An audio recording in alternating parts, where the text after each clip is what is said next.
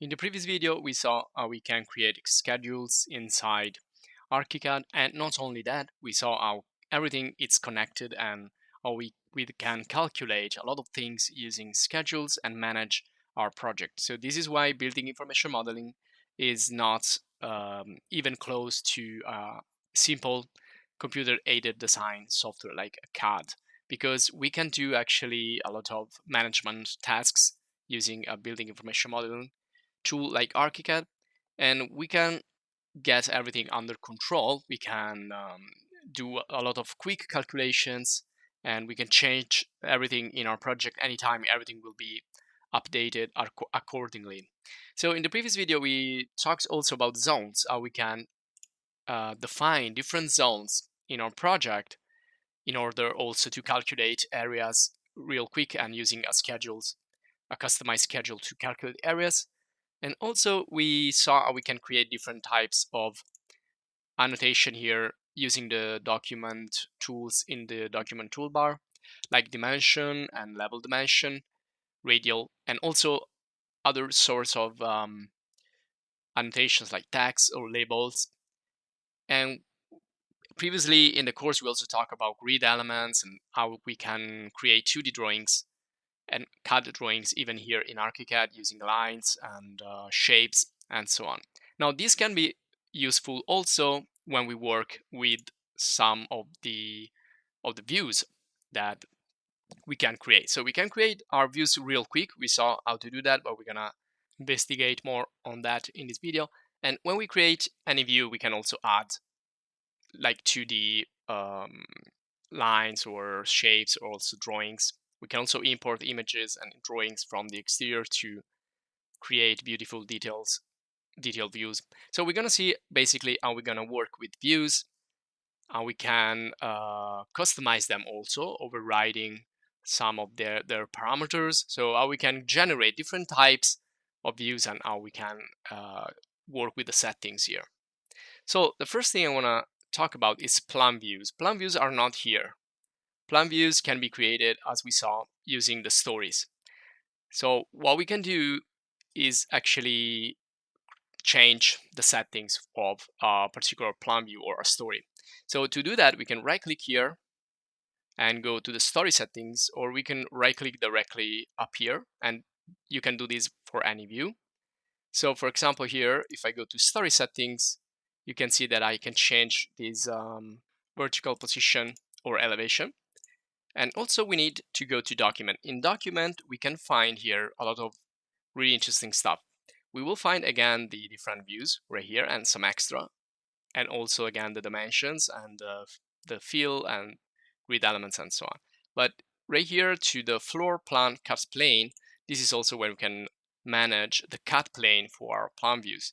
So this is also something that you might want to have a look into when you need to change the height of the cutting plane, because a plan view is actually cutting to a precise point vertically. So we can change that. We can make it like 140 instead of 110, and this is gonna change how things are gonna appear here, section, and also things that are not being cut.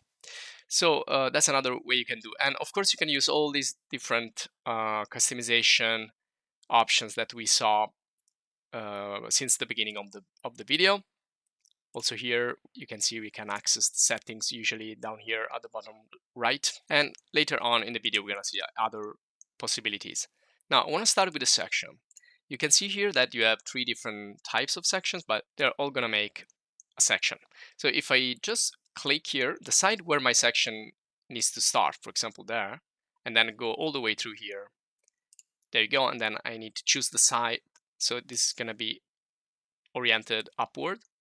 And you can see now the section annotation right there. Now, just like anything else can be customized, you can change the icon there of the section if you want. Now I'm just gonna click and drag it just a little bit down like that. There you go. Now you can also, if you click here, have extra options like cut this section like this. So make something a little bit more complex. So always try to find like extra options when you select the object. Now, when you create a section, as we saw, one is going to be generated here automatically in the project map. So if I double click, I can see it. And this is the section right here. Now it looks a little bit messy because I can see things there on the background and they all look the same. There is no like difference in importance at the moment. And I can also see that this is like going infinitely there in the vertical extension, but here is limited to this black line. So you can first of all adjust these black lines and see which space you want here horizontally. And well, another really important thing about the BIM is that all building information modeling is right click when you want to save, so redefine the drawing. Now it's really handy because if I move this, for example, here, it's going to give me another section. So all I need to do is change the position of the annotation here of the section, and that's going to automatically generate another section, another different section. So, and I can create like 10 sections in 1 minute, but I cannot do that using simple drawings. That's going to be really hard to do. So this is all advantages of the building information modeling versus the standard CAD application.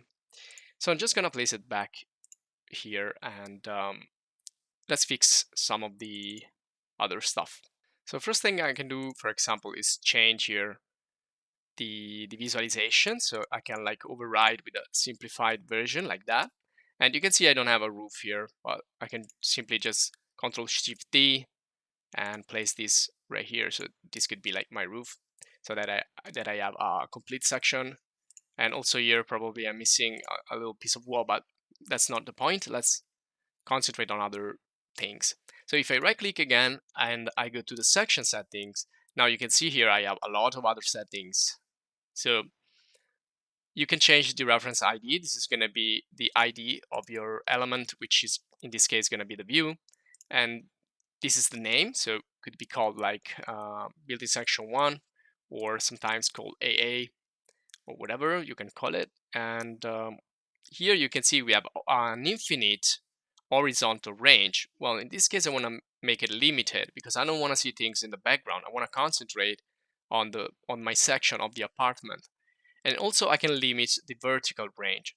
So let's say that it's going to be 600 going to the top and minus 300 on the bottom. Now we have a lot of other things we can override, like how we want to show the cut parts or uncut elements. Well, we're going to see also this later. And here you can see we have the marker, so we can change the line, how it's going to be represented. So with the line, with the dash line, with another color. And here I can change the text, the symbol. You can make it something else. And again, this is up to you. It's just your choice. And of course, as usual, you can create anything customized. And so you have other options here. And also, for example, if you want to show the grids here, in this case, I don't want to show it. So if I say OK, now let's see the changes. Okay, now I can see I have only this part visible, which is the one that I'm interested in. And if I go back in the view, in the plan view, I can see now that this other line is defining the range. So if I go further, I can see other things. But if I make this closer, everything that is going to be outside that green box is not going to be shown in the section. Now let's talk about elevations. Now elevations are usually already there when you first start using a template, but let's get rid of those. So if I select all these elevations right here, right click, I can delete, and this is going to delete also the views. Now this one should be considered like the original view that you can create. For example, now we created